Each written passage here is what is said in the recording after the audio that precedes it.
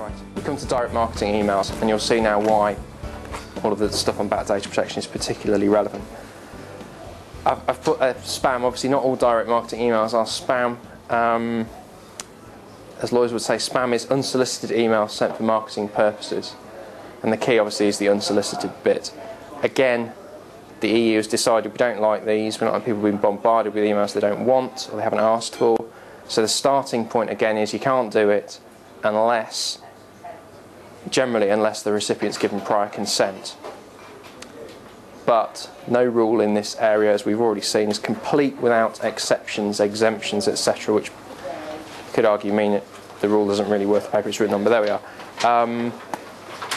I'll come to the exemptions in a moment, but as I say, the starting point is, unless you've got, and probably a good thing to remember anyway, unless the person you're sending the email to has given you explicit consent, yes, I'm happy to receive your marketing emails, you can't send them. And if you start with that, you probably won't go too far wrong. So, prior consent, how do you obtain it? You want to send somebody a marketing email, how do you make sure you're doing it correctly?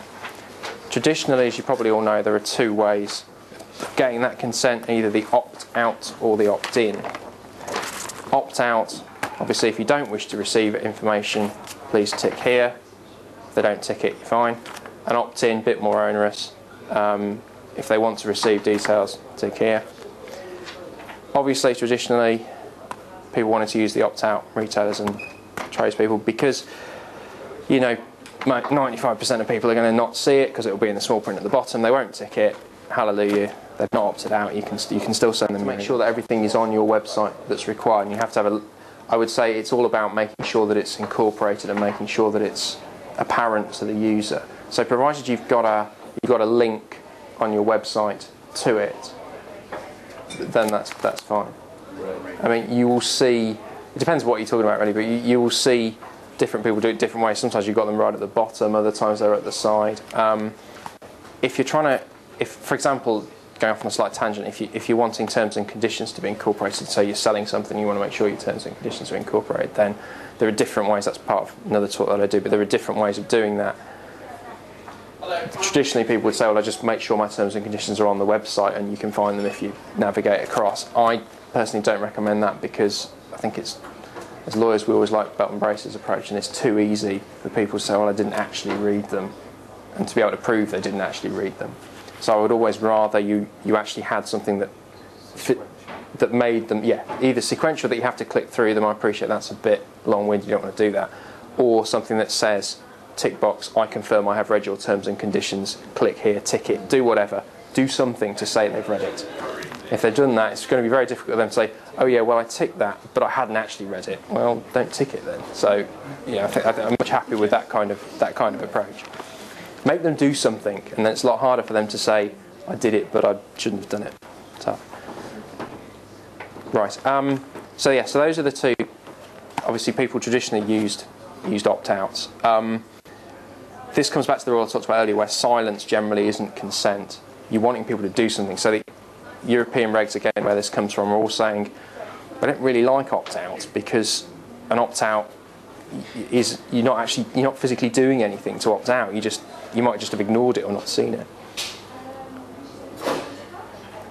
So what do you actually need consent for? If you're going to do marketing, you need consent to market your own stuff, other people's stuff, or if you're going to transfer the data to somebody else. All of those you will need consent to market.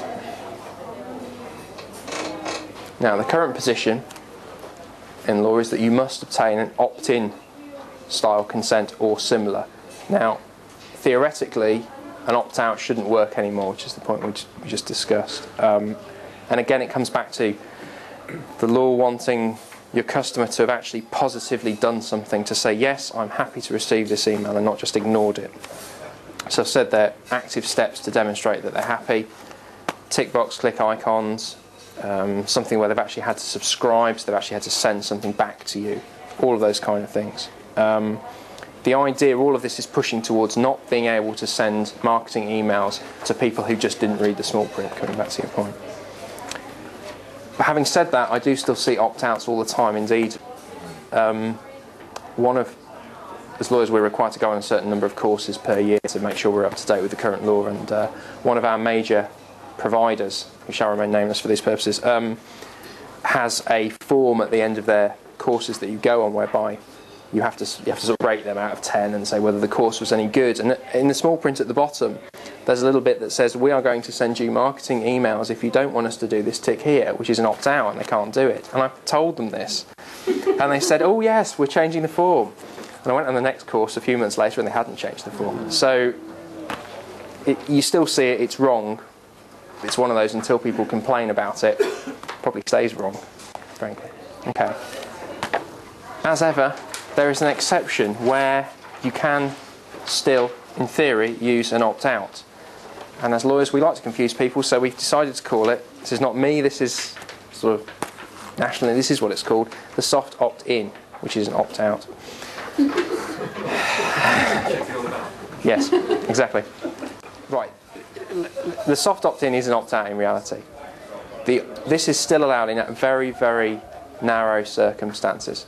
And that's set out on the screen. That's where the person that you're sending the emails to, you've obtained their details in the course of a sale or a negotiation of a sale to that person.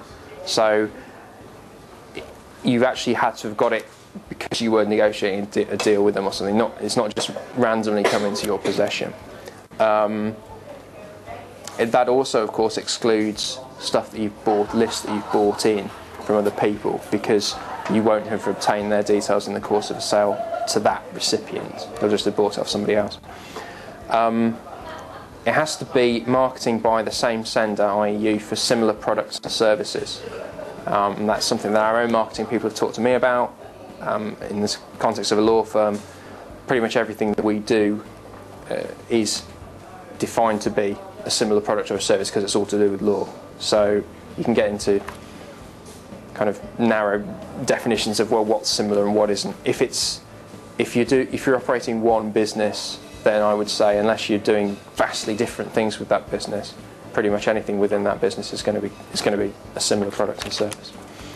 And also that the recipient's been given the option of refusing when you got their information.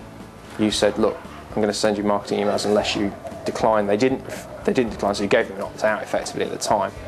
They didn't opt out, and they haven't subsequently opted out or haven't subsequently refused to do that.